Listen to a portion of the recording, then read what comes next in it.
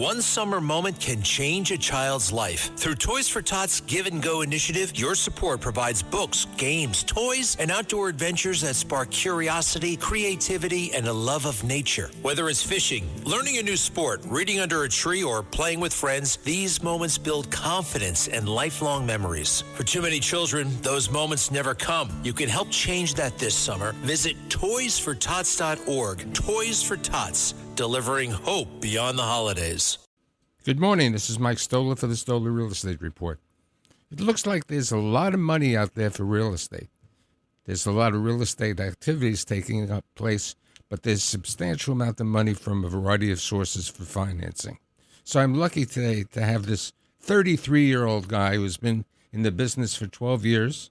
I have Matt Swerdlow, who is a senior director at Ariel Property Advisors. Thanks for being here. Super excited to be here. So let's talk about how you got into the financing of real estate first.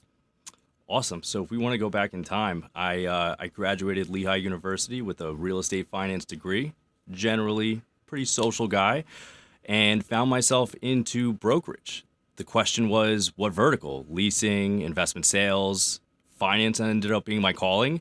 I love the aspect of marrying borrowers to lenders. Many folks think that you can walk into a bank and get pretty decent terms, but when you see the world from my point of view and you realize how many mortgages, all the different shapes, sizes, colors that they may come in, you realize that it really behooves you to be a specialist of the space. Let's talk a little bit about banks who have left the marketplace.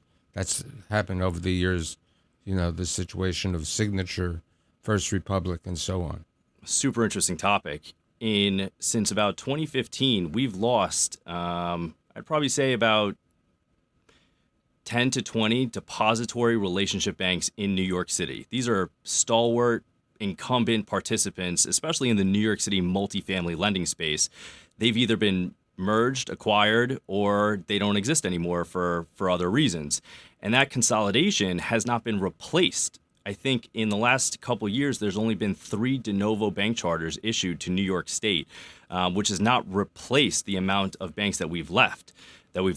So it's a really interesting dynamic to see this imbalance of debt capital that borrowers are now having to wade through, especially as their collateral is certainly looking different through the regulations that have hit us since 2019. Let's talk about alternative financing. That's an interesting topic.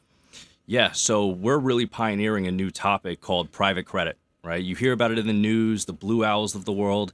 These are essentially private equity debt funds that are raising non-recourse, they're raising funds to issue fixed rate, non-recourse term loans. They're sized on in-place cash flow, but their parameters are way more aggressive than the bank underwriting right now. So in one extreme, we have one debt fund, private credit fund, that is advertising 80% loan to value, subject to a 1.0 interest-only DSCR for loans above $15 million. They were in our office looking for national business. We said, have you guys looked into rent-stabilized multifamily? They said, let's go back to the office and ask about it. They called me again 9 a.m. tomorrow, the next morning, and said, if you have stuff of scale, we'll absolutely consider rent-stabilized housing, which is an interesting entrance to the market where a lot of banks have retreated specifically from rent-stabilized lending due to the legacy balance sheet issues that they have from HSTPA, COVID, collections, and now interest rates.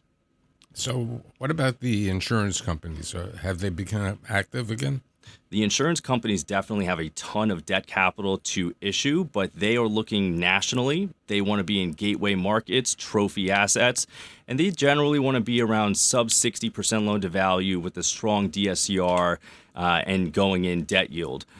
Because of the nature of rent-stabilized housing, it's not really something that is really in vogue with the life co-lenders. But if you have a free market trophy elevator building, you're going to see a lot of appetite from the life insurance companies at some very aggressive spreads. We're looking 100 to 150 over for some long-term money. Okay. With regard to loans on portfolio, and banks buying paper, Are banks buying paper? Yes. I would say they're probably net sellers of paper. We just saw the closing of Ocean First and Flushing, which closed on June 2nd. Part of that sale or merger, not really sure the dynamic, was a sale of a 1 point something billion pool of legacy Flushing Bank loans that clearly Ocean First just did not want as part of the acquisition. So that I would say banks are generally looking to relieve their balance sheet. Which banks are aggressive today in doing loans? There's really one name. There's one elephant in the room. It's Chase Bank. Chase Bank's CTL multifamily lending platform is hyperactive. I believe nationally they're looking to put out about $5 billion of loans. And they also do it with no fees, correct? So where the 4 for Free program is very unique. They do no origination fees. They pay for lender legal. They pay for the appraisal, the phase 1, and if you use their affiliated title insurance company, they'll pay for the lender's title premium as well. On a small balance loan, they're doing loans between about 1 to 25 million. That can be a really dramatic savings on a small balance loan for any one borrower, which they use to their advantage.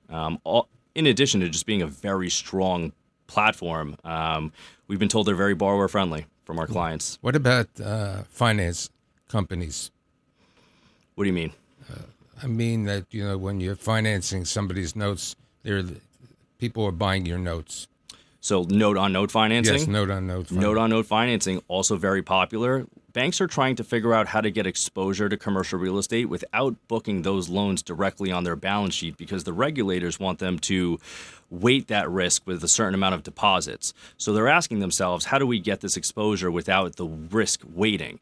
The answer is note-on-note financing, not a direct loan against real estate, but they're also investing into funds that are issuing loans themselves, which is really where that private credit concept is coming into vogue because the banks are pumping money into these funds to make underlying loans against real estate, but to the regulator, that's not a direct loan against the collateral. What about Fannie and Freddie?